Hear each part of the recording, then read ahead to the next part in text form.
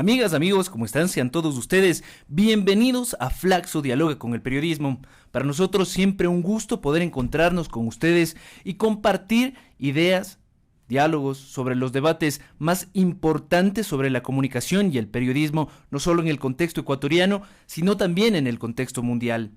En este programa, como lo habíamos anticipado, tenemos el gusto de compartir junto a uno de los pensadores contemporáneos más importantes de la comunicación en el mundo. Tenemos al profesor Daniel Hallin, quien nos visita de la Universidad de California en el contexto del desarrollo del primer congreso, de la primera red internacional de investigadores de la comunicación en el Ecuador. Para nosotros siempre un gusto. Reafirmamos en este programa nuestro deseo de compartir conocimiento, de compartir ideas y también de conversar con ustedes, de que puedan participar, puedan dialogar también con el profesor Hallin, que muy amablemente ha decidido acompañarnos en el programa del día de hoy. Josefa nos va a actualizar un poco más sobre los trabajos, sobre los proyectos en los que está trabajando Daniel Hallin en este momento y también sobre los canales a través de los cuales ustedes pueden compartir, a través de los cuales ustedes pueden conectarse con Flaxo Radio. Así es, Álvaro. Muy buenos días con todos quienes ya nos escuchan. Muy buenos días con todos quienes ya nos escuchan a través de nuestra página web y, por supuesto, a quienes nos siguen en nuestra transmisión en Facebook Live. Les recordamos que también pueden buscarnos en Instagram, en Twitter y en YouTube como Flaxo Radio. Un poquito les voy a leer sobre la biografía de nuestro invitado, el doctor Daniel Hallin. Es PhD en Ciencia Política por la Universidad de California. Es profesor e investigador de la Universidad de California, San Diego. Sus líneas de investigación versan sobre el periodismo, comunicación política, análisis comparativos de los sistemas mediáticos. Ha escrito trabajos sobre los medios y la guerra, incluidos Vietnam, América Central y la Guerra del Golfo, y sobre la cobertura televisiva de las elecciones. Una de sus principales líneas de trabajo es el análisis comparado entre los sistemas mediáticos, especialmente en Europa y América Latina. Su libro, Sistemas Mediáticos Comparados, 3 modelos de relación entre los medios de comunicación y la política, en coautoría con Paolo Mancini, es uno de los más emblemáticos, traducido a 9 idiomas y galardonado con diferentes premios internacionales. Recientemente también está trabajando en comunicación y salud en las formas de mediatización de este campo y la medicina. Bienvenido, doctor. Gracias por acompañarnos. Gracias, un placer. No, para nosotros es el placer, profesor. Muchísimas gracias por estar acá. Gracias por ilustrarnos con la conferencia que dio el día de ayer y por estar en los micrófonos de Flaxo Radio y compartir junto a nosotros. Bueno, la primera pregunta me gustaría relacionarla tal vez con su obra más importante, que es el texto Sistemas Mediáticos Comparados. La tesis central de este trabajo es que la prensa siempre asume la forma y el color de las estructuras sociales y políticas en las cuales opera. Algunos autores en América Latina y también en diversos países, en diversas fronteras, han tratado de trasplantar los modelos propuestos en el libro a sus realidades de manera ciertamente arbitraria y no contemplando las particularidades de sus contextos.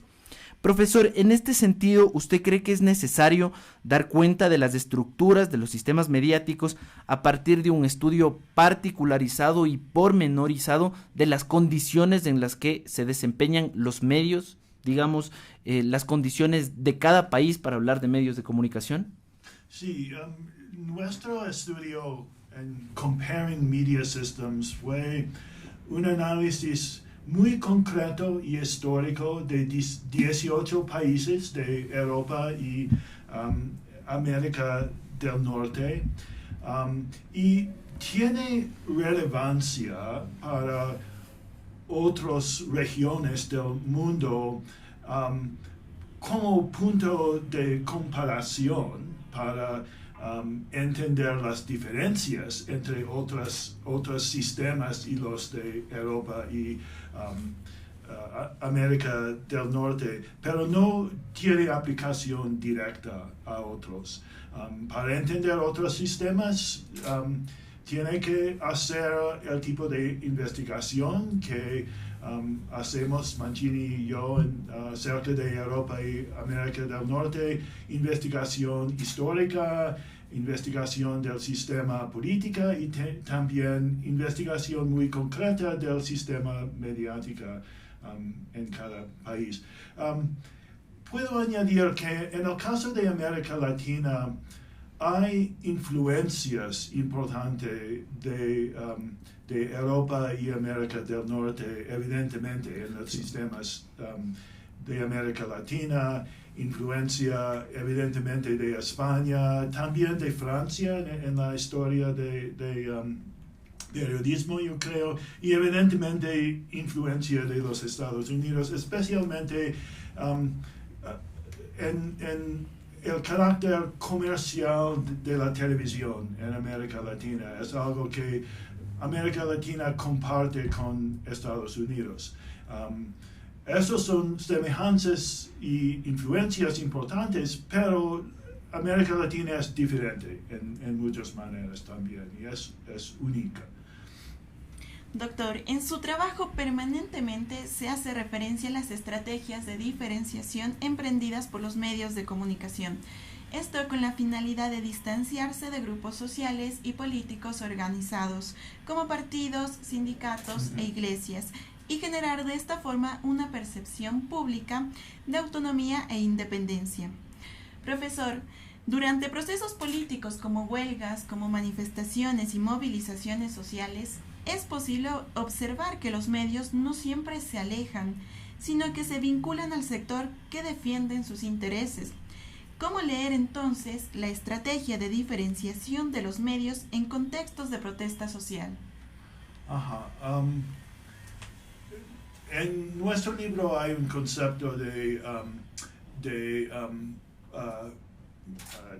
¿cuál es la palabra en español? De paralelismo político, que refiere a la relación entre los medios de comunicación y fuerzas políticas normalmente organizados, especialmente partidos políticos. Una cuestión muy importante es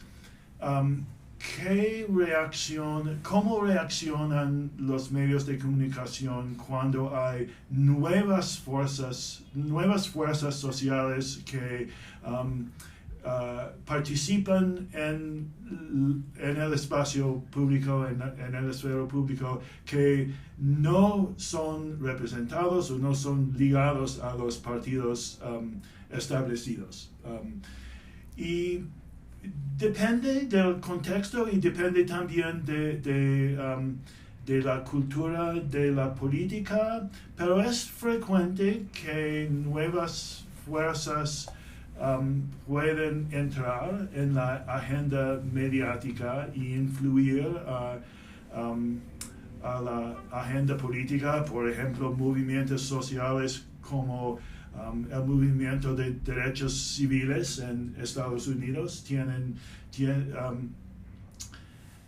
tenían mucha influencia en el periodismo en Estados Unidos y ha cambiado de manera muy importante el discurso político, los alineamientos políticos también en Estados Unidos. Y hay casos en muchos diferentes países de este tipo de cambio. Específicamente nosotros nos referíamos a esta diferenciación que existe entre los medios de comunicación y el Estado. Usualmente intentan tomar algo de distancia para no estar en la misma esfera. En las últimas protestas sociales que vivimos aquí en el Ecuador y en las diversas movilizaciones que se han producido en el mundo, en América Latina específicamente, Chile, Bolivia, Ecuador, vemos que los medios de comunicación en algunos contextos se vinculan mucho con el Estado siempre y cuando se defiendan los intereses de los cuales ellos están participando, de los cuales ellos defienden. Sí, entonces aquí en Ecuador, en las últimas protestas se pudo ver algo sumamente extraño, y es que los medios de comunicación compartieron el mismo discurso que el Estado. Entonces, para nosotros, es sumamente importante tal vez hacer algún tipo de reflexión sobre este nivel de que en algunos puntos sí se diferencian, pero también cuando hay intereses de por medio para los medios de comunicación se vinculan. Sí, yo no estaba aquí en Ecuador para ver la cobertura. En muchos países, cuando hay protestas, manifestaciones políticas, la reacción inicial de medios de comunicación es de alienar con el Estado y enfatizar un discurso de disrupción y reestablecimiento del orden. Y después frecuentemente hay un cambio hacia una cobertura que representa los movimientos como una forma de participación política. En el caso de América Latina, yo creo que la relación entre medios y el Estado es más fuerte que en Estados Unidos o Europa, y es más común este tipo de cobertura totalmente alienado con el discurso del Estado. Los medios de comunicación tienen menos independencia en general en América Latina y por eso es más difícil para los movimientos sociales llegar a la agenda mediática. Muchas gracias, profesor. Vamos con la siguiente pregunta, Josefita, que de hecho nos llegó desde el público. La recomendación era que conversemos con usted también sobre uno de los pilares fundamentales de su trabajo, que es la profesionalización del periodismo. Exactamente. Y en este sentido la pregunta, pues doctor, viene, ¿no? En Ecuador y en diversos países de América Latina se ha tratado de estimular la formación académica de los trabajadores de prensa a través de incentivos salariales e inclusive de leyes coercitivas. En este contexto, ¿por qué, a pesar de contar con profesionales académicamente preparados, la calidad de la comunicación mediática en nuestros países no ha experimentado un crecimiento o transformación? Yo creo que es algo muy común en el mundo que hay educación profesional en comunicación de alta calidad. Y los periodistas, los estudiantes, los alumnos de periodismo aprenden normas globales de independencia profesional y de cobertura con muchas fuentes y de alta calidad, pero cuando llegan al trabajo, la realidad es que no pueden practicar este tipo de periodismo y resulta en parte del mercado laboral que no es fuerte y en donde los periodistas no tienen seguridad en su trabajo y por eso no tienen la posibilidad de insistir en su autonomía. Resulta también de una situación económica más débil de muchos medios y también de los alineamientos políticos de los medios de comunicación y de la ausencia de una cultura de autonomía periodística, se puede decir de libertad de expresión dentro de los mismos medios de comunicación, que es un cambio social difícil a producir. Sí, es un cambio social que, por ejemplo, en Estados Unidos, que tuvo lugar durante los siglos medianos durante las décadas medianos del siglo XX, este cambio en donde los propietarios en general cedieron el derecho de decisión diaria a los periodistas mismos. No los periodistas individuales, pero los periodistas como grupo profesional dentro de la organización. Pero esto es un cambio difícil. En ese sentido, profesor, a mí me gustaría topar un punto fundamental en su texto, y es cuando se habla de la americanización del periodismo. Nosotros perfectamente podríamos hablar de la americanización de las prácticas periodísticas. Es decir, existe una estrategia de reproducción y extensión del modelo norteamericano en los diversos países del mundo, no solo en América Latina. Con eso nos referimos a que las prácticas profesionales americanas de objetividad, de neutralidad, de verificación, pues son parte constitutiva de la forma de hacer periodismo en nuestros países, y no ha cambiado en lo absoluto. Digamos, el modelo de americanización sigue más vigente que nunca en los países de América Latina, específicamente acá en el Ecuador. En este contexto, doctor Hallin, ¿es posible pensar en unas prácticas periodísticas diferentes a la del modelo americano, al del modelo norteamericano? ¿Podemos pensar en una forma de hacer periodismo no necesariamente vinculado a los preceptos de la objetividad, de la neutralidad, o eso no sería posible? Históricamente en Europa había varias formas, pero había una forma de periodismo más... había una forma francés de periodismo y hay, esta forma existe también, por ejemplo, en Italia u otras áreas del sur, y hay una historia de este tipo de periodismo en América Latina, y es un periodismo más política, en donde el periodista se ve como un líder de la opinión pública y expresa su opinión en la esfera pública de una manera independiente, ¿sí? Y también en Europa del Norte, la historia de los medios de comunicación está ligada a los partidos políticos y también otros grupos sociales organizados como sindicatos. Y había muchos periódicos ligados a estas instituciones.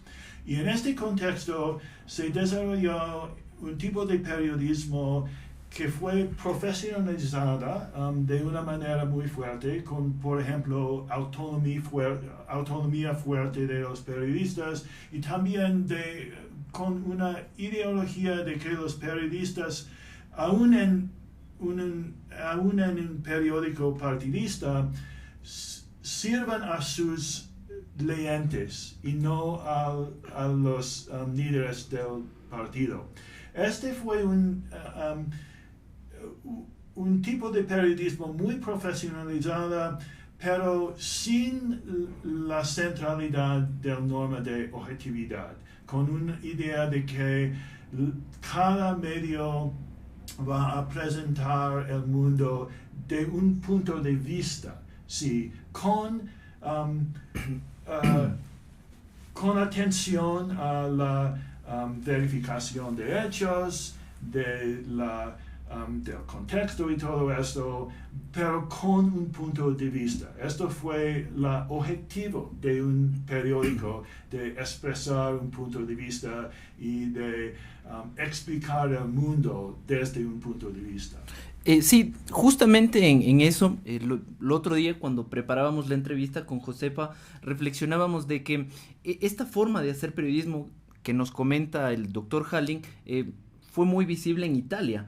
Todos los partidos en Italia, el Partido Comunista tenía su propio periódico, la socialdemocracia tenía su propio periódico, pues, y la socialización de este estaba muy vinculada con la gente que apoyaba este tipo de ideologías, de este tipo de partidos. Leían los periódicos que les interesaba.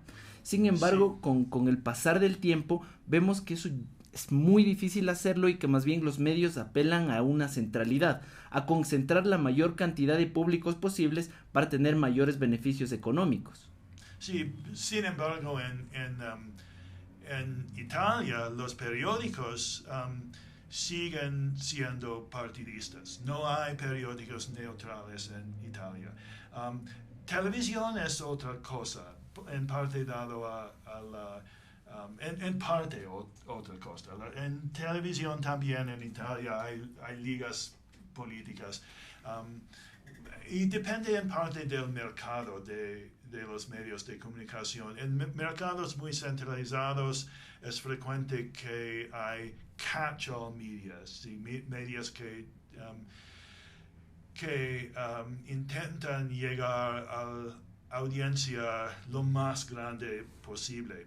Cuando los mercados son más fragmentados, hay frecuentemente algunas formas de partidismo o de alienación con un punto de vista distintivo. Es frecuentemente una manera de crear un nicho dentro del mercado. Y en parte por eso en Estados Unidos hay un incremento de medios partidistas o medios con puntos de vista, especialmente en los mercados fragmentados, como Internet, evidentemente, pero también la televisión por cable. Doctor, usted visita Flaxo en el marco de del primer Congreso Internacional de la Red de Investigadores en Comunicación de Ecuador. Y ayer, en su conferencia dictada Repensando la mediatización, los casos de periodismo, de salud y de política populista, pues usted señalaba que es realmente un fenómeno a observar ahora a personal médico en el campo periodístico. Ahora, médicos se encargan de escribir artículos para revistas o se contrata personal médico para ser parte de las salas de redacción. Desde aquí, ¿cómo explicar por qué se ha mediatizado de cierta manera la medicina y por qué este campo de la medicina se compromete de cierto modo con los medios? Sí, la medicina es cada vez más enredado con otros campos sociales. La medicina es negocio. Más en algunos países que en otros, sí, especialmente en Estados Unidos es negocio, es más comercializado, pero la industria farmacéutica es una industria, sí, y es muy comercializado. También el Estado juega un papel muy importante en el campo de salud. Y en parte por eso los élites de la biomedicina, médicos y también investigadores y autoridades de salud pública, ellos tienen que ser comprometido con los medios de comunicación porque tienen que interactuar con muchas diferentes instituciones y intereses y también quieren extender su influencia, quieren influir al público. Un capítulo de nuestro libro trata de la epidemia del gripe H1N1, fue sí, de gripe porcino, se dice popularmente, sí. Y en este caso, la respuesta de salud pública inicial fue casi totalmente una respuesta de comunicación, porque ya no hubo vacunación para este tipo de virus y las autoridades de salud pública ya no pueden hacer nada sino comunicar con el público cómo protegerse, cómo evitar contribuir a la difusión del virus. Y por eso tienen grandes equipos de relaciones públicas, de comunicación, de riesgos y dentro de estas instituciones. En última instancia, se puede decir que hay una especialización por parte de los medios de comunicación, del sector comunicacional, para darle mayor importancia y dar tal vez una respuesta positiva para los sectores farmacéuticos. Eso es lo que pasó quizá en Estados Unidos en la crisis de la H1N1. La respuesta comunicacional, digamos que fue muy bien pensada para que en los medios se evite una crisis social mucho mayor. Sí, yo creo que esta epidemia fue muy exitoso para las autoridades de salud pública, especialmente en mantener su credibilidad ante el público, de evitar la difusión de falsas informaciones, sí, sobre el tema, y también de evitar pánico. No todos los crisis de salud pública son ejemplos tan positivos de comunicación de parte de las autoridades, pero en este caso sí. Sigamos con las últimas preguntas. Bueno, a mí me gustaría tal vez retomar un poco la conversación que tuvimos hace algunos minutos sobre el papel económico que tienen los medios de comunicación. La Asociación Mundial de Prensa, fundada en 1948, tiene entre sus principales objetivos defender y promocionar la libertad de prensa y también la independencia económica de los medios de comunicación como una condición necesaria para esa libertad. En la práctica, este principio de la independencia económica no necesariamente se cumple. De hecho, es muy complejo que haya una independencia económica absoluta del medio de comunicación. Y en la contemporaneidad, buena parte de las audiencias, no todas indudablemente, reconocen que los medios ya no son autónomos, que responden a ciertos intereses, que hay ciertos sectores industriales, ciertos sectores comerciales, ciertos sectores políticos que están detrás de los medios de comunicación y que funcionan en relación con ellos. A pesar de que existe este conocimiento, que cada vez es mucho más creciente, las empresas informativas reconocen esa forma de ser autónomos, defienden su autonomía por sobre todas las cosas. ¿A qué se debe eso? ¿Cuál es la estrategia que está de por medio en este discurso de reconocerse autónomos a pesar de no serlo? Sí, la autonomía es algo complicado y no hay una relación muy clara entre comercialismo y autonomía. Hay medios públicos que tienen gran autonomía.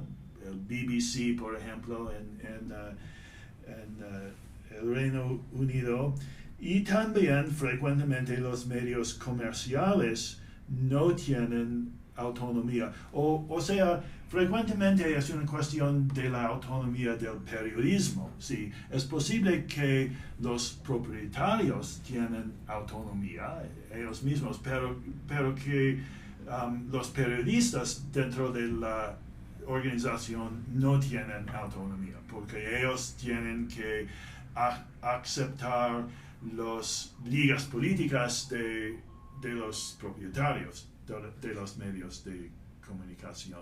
Yo creo que la autonomía económica puede ser importante. Por ejemplo, medios que dependen de publicidad del Estado frecuentemente carecen de autonomía. Depende de cómo se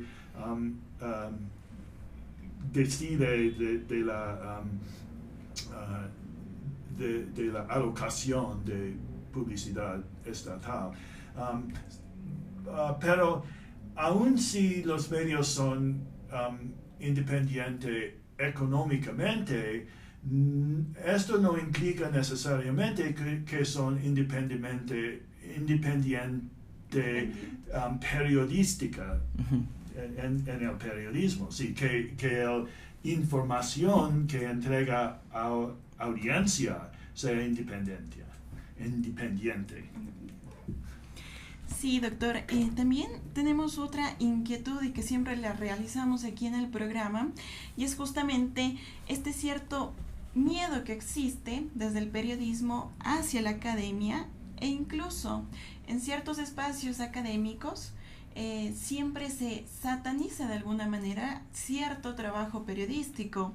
¿Cómo explicar esta relación tal vez o explicar las razones de por qué existe tal vez este cierto miedo entre la academia y el periodismo ya práctico? Yo creo que probablemente es más fuerte aquí en América Latina que en Estados Unidos, por ejemplo, pero en general los medios de comunicación son sensitivos a la crítica a su papel y ven los académicos como críticos, y es irónica en algunos aspectos porque los medios de comunicación son los críticos de todos los demás de la sociedad. Sí, pero frecuentemente no les gusta la posibilidad de crítica a su papel. Pero yo creo que, de hecho, en Estados Unidos, por ejemplo, hay bastante intercambio de puntos de vista, por ejemplo, entre medios de comunicación, entre periodistas y académicos. Y es en parte porque es una época de crisis dentro de los medios de comunicación. Yo creo por eso muchos periodistas y muchos propietarios también son buscando nuevas ideas sobre los modelos de sostener a los medios de comunicación, y frecuentemente los académicos pueden contribuir. Hay prácticamente un trabajo colaborativo entonces entre la academia y el campo periodístico, pero acá pues no se lo ve mucho, ¿no? Acá más bien existe esa crítica permanente de parte de la academia o de los académicos, sí. Más bien creo que acá no existe este trabajo como el colaborativo como el que usted nos cuenta. Claro, es un poco difícil que eso exista acá. Siempre más bien da la impresión de que los medios se sienten un poco perseguidos por la crítica sí, que viene de la academia.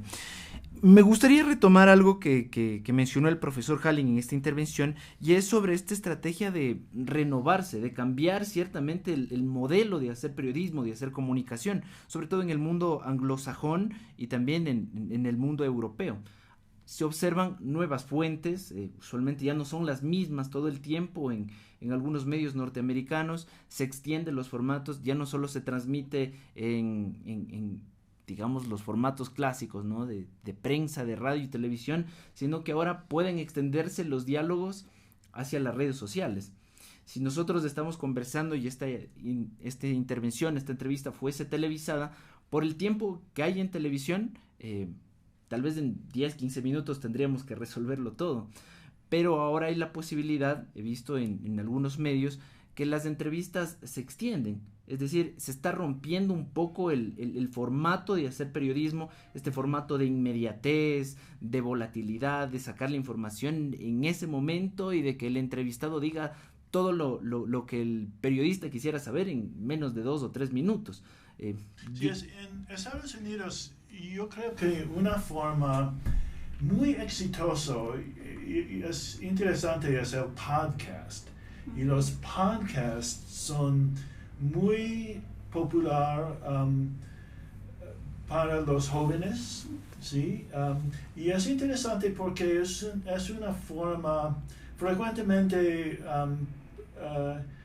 hay una presunción, yo creo que la audiencia hoy día no tiene la paciencia para formas de periodismo más extendida, que todo debe ser muy corto y rápido, pero el podcast es una oportunidad por formas de periodismo más de fondo, sí, y es interesante que es tan popular. En este sentido también de las nuevas tecnologías, de herramientas y aplicaciones digitales que ahora todos la mayoría, la gran parte, tenemos acceso a través de nuestros dispositivos móviles principalmente. Ahora pues también los medios, hay medios digitales que han nacido en internet y que su principal fuente de difusión pues es justamente el internet o estas plataformas virtuales como las redes sociales. Es posible tal vez hablar pues no señalar que no hay una regularización en internet ni a estos medios digitales, al menos aquí en Ecuador no existe esto aún, pero en este contexto los medios digitales pues señalan o rompen las formas deontológicas del periodismo que tal vez se cree que deben cumplir, es decir, allí pueden utilizar el lenguaje que deseen. Incluso pueden usar sobrenombres o apodos para referirse a ciertos actores políticos o sociales. No se cumplen estas normas tal vez periodísticas, pero están teniendo gran acogida por parte de jóvenes que son principalmente quienes consumen estas nuevas herramientas. Es posible pensar que los medios digitales que ahora tenemos de cierta manera están haciendo un periodismo antiguo, tradicional, que antes de igual manera no se regulaban.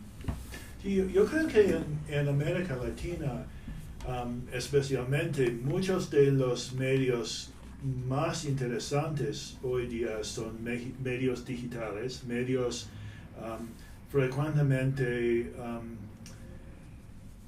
creados con la iniciativa de los mismos periodistas y con más autonomía. Hay, por ejemplo, El Faro en El Salvador. La mayoría de países tienen uno u otro de este tipo de medios digitales. Hay muchas diferentes formas de medios digitales. En Estados Unidos hay muchos partidistas, medios digitales, y hay muchos que son esencialmente medios comerciales, no tan diferentes de los otros, pero con audiencias más estrechas, de nicho, sí.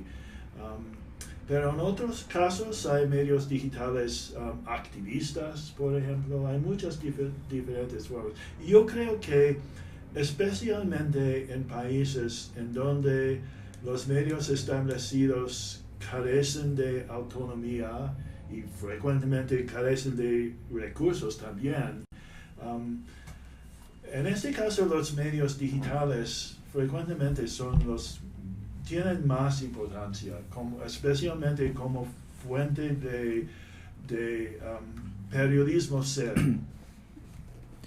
Pero yo discrepo un poco con la visión que se presentaba, porque lo que se ve a veces en la práctica real es que muchos de los medios digitales toman los temas propios de la agenda de los medios de comunicación tradicionales. No hay una nueva agenda, no hay unos nuevos temas de los que se puede hablar, digamos, no como generalidad, pero se observa mucho esto de que se retoman los debates contemporáneos de los medios de comunicación en los canales digitales. Lo que sí tal vez haya que reconocer y ser muy sincero en eso es que se les dan nuevos enfoques, pero los temas siguen siendo los que pertenecen a la esfera pública que se ha mantenido desde ya hace mucho tiempo. Es casi intocable.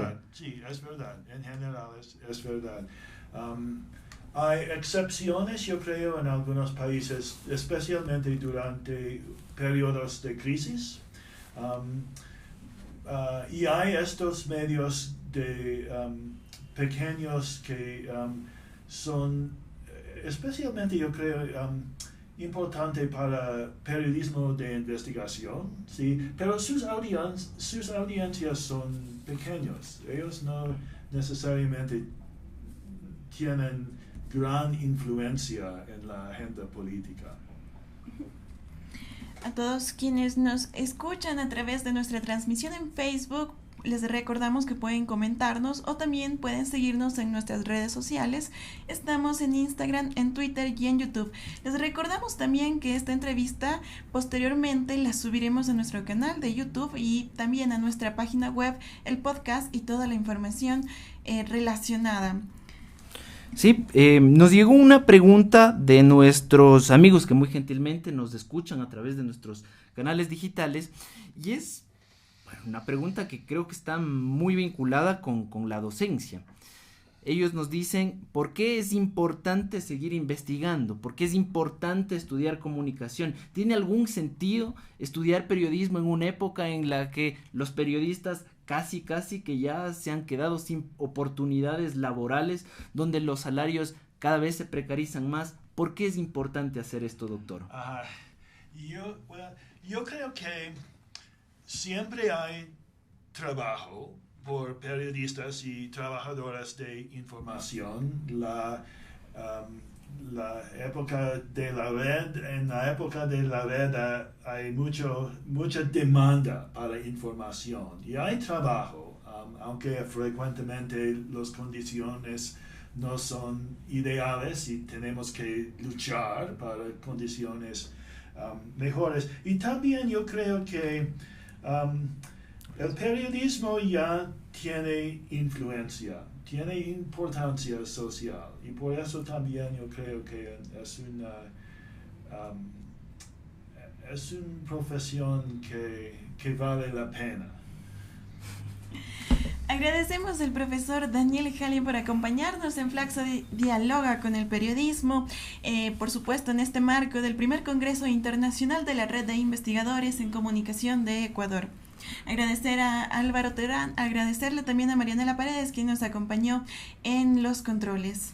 Para nosotros siempre un gusto poder contar con la palabra de pensadores tan importantes de la talla de Daniel Hallin. Realmente es grato para nosotros estar sentados acá y compartir micrófono con usted, profesor. Muchísimas gracias por acompañarnos, por estar acá. Gracias a ustedes. Nos escuchamos en la siguiente entrega de Flaxo Dialoga con el Periodismo, siempre ratificando nuestro compromiso de llevarles a ustedes la información más importante, los debates contemporáneos sobre periodismo y también sobre comunicación. Siempre un gusto, nos vemos en la siguiente entrega.